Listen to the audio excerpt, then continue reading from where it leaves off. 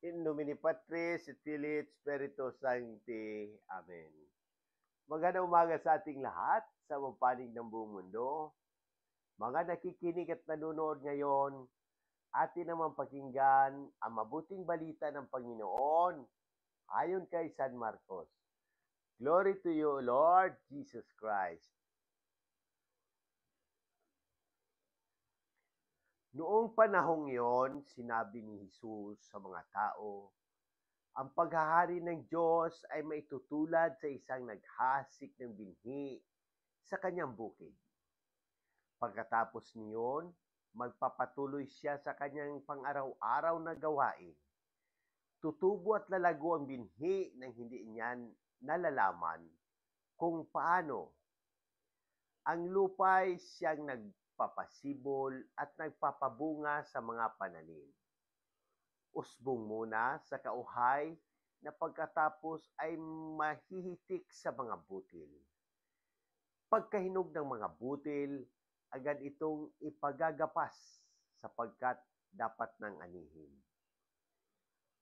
Sa ano natin ihahambing ang paghahari ng Diyos? Sabi pa ni Jesus.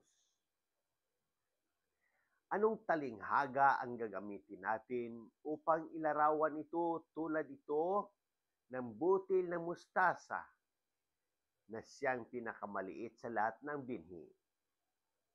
Kapag natanim na at lumago, ito'y nagiging pinakamalaki sa lahat ng puno ng gulay. Nagkakasanga ito ng malalabay. Ano pat? Ang mga ibon ay nakapamugad sa mga sanga nito. Ang salita'y ipinangaral ni Jesus sa kanila sa pamamagitan ng maraming talinghaga tulad nito. Ayon sa makakaya ng kanilang pangunawa, hindi siya nangangaral sa kanila nang hindi gumagamit ng talinghaga.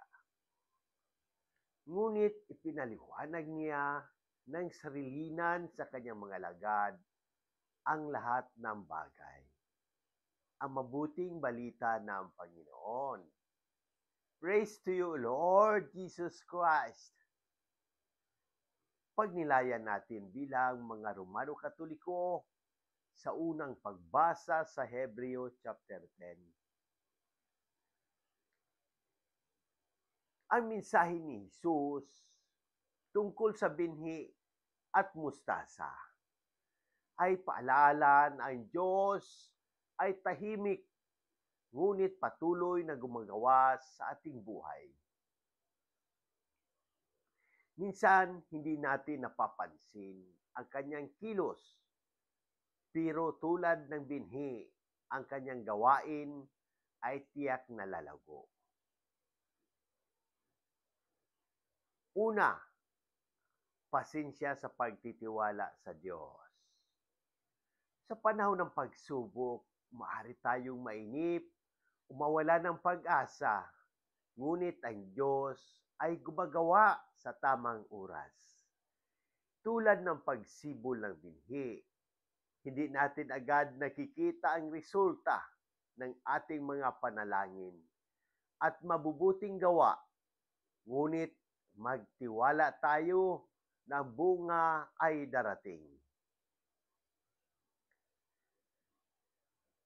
Sa maliliit na panimula at malaking epekto.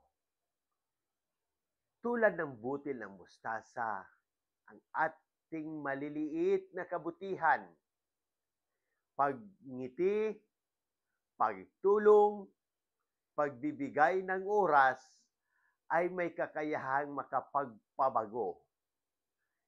Hindi kailangan ng malaking pasimsimula.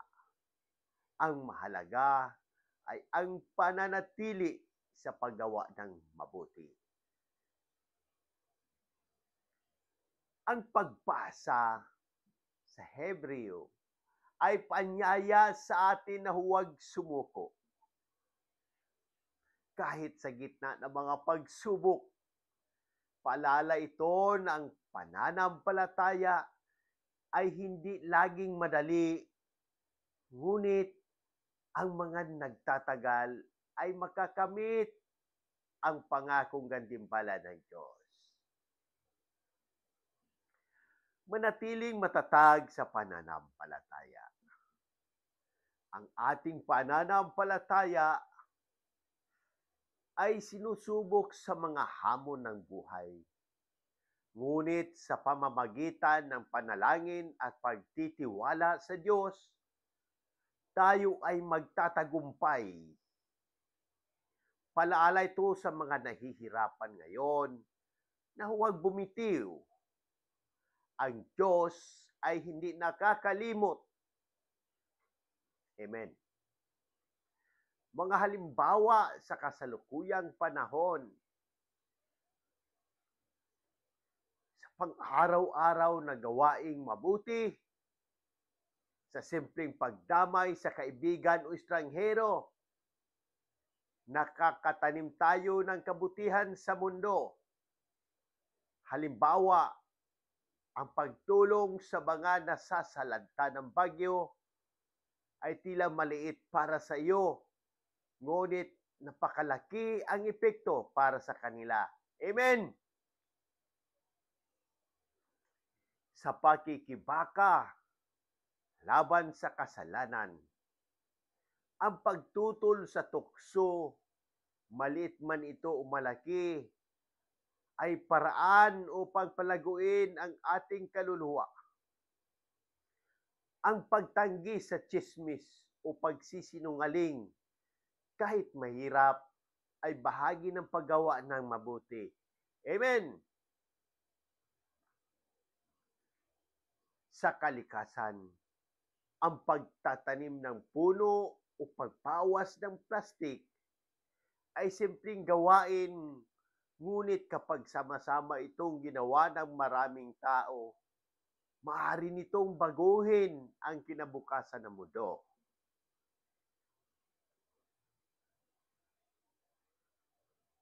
Sa ating mga hakbang sa pagbabago ng ating pagkakamali,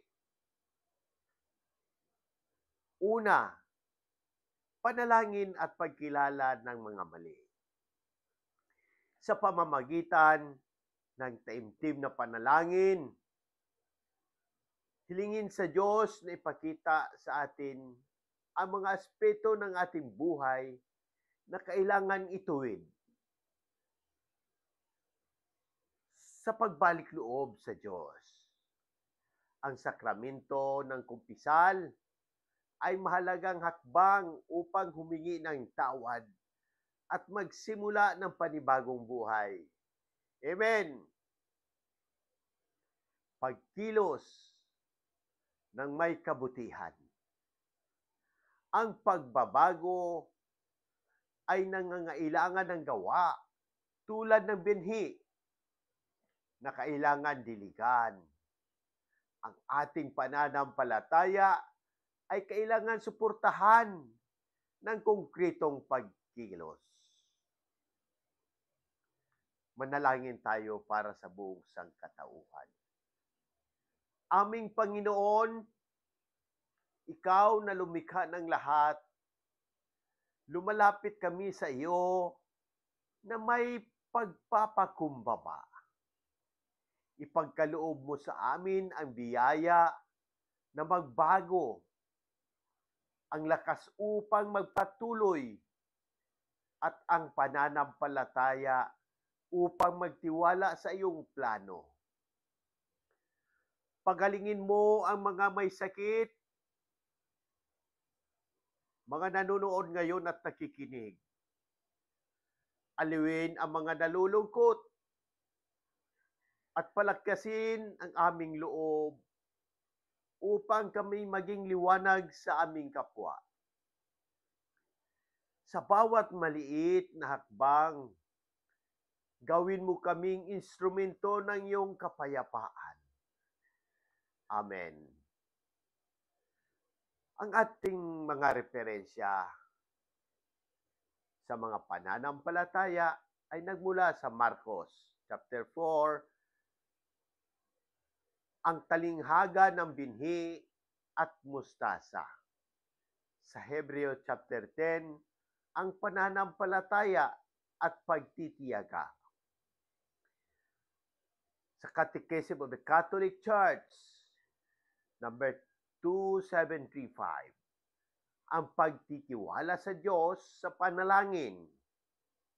Catechism of the Catholic Church 546, paggamit ng talinghaga upang ipahayag ang kaharian ng Diyos.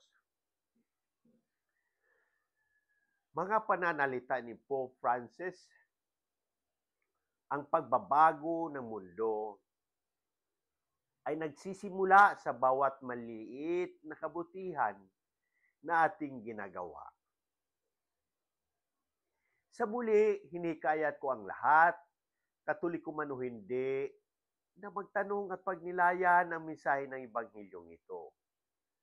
Kung may mga katanungan kayo tungkol sa pananampalataya, ang ating simbahan o sa anumang aspeto ng ating buhay, bukas ang aking puso na sagutin ang mga ito.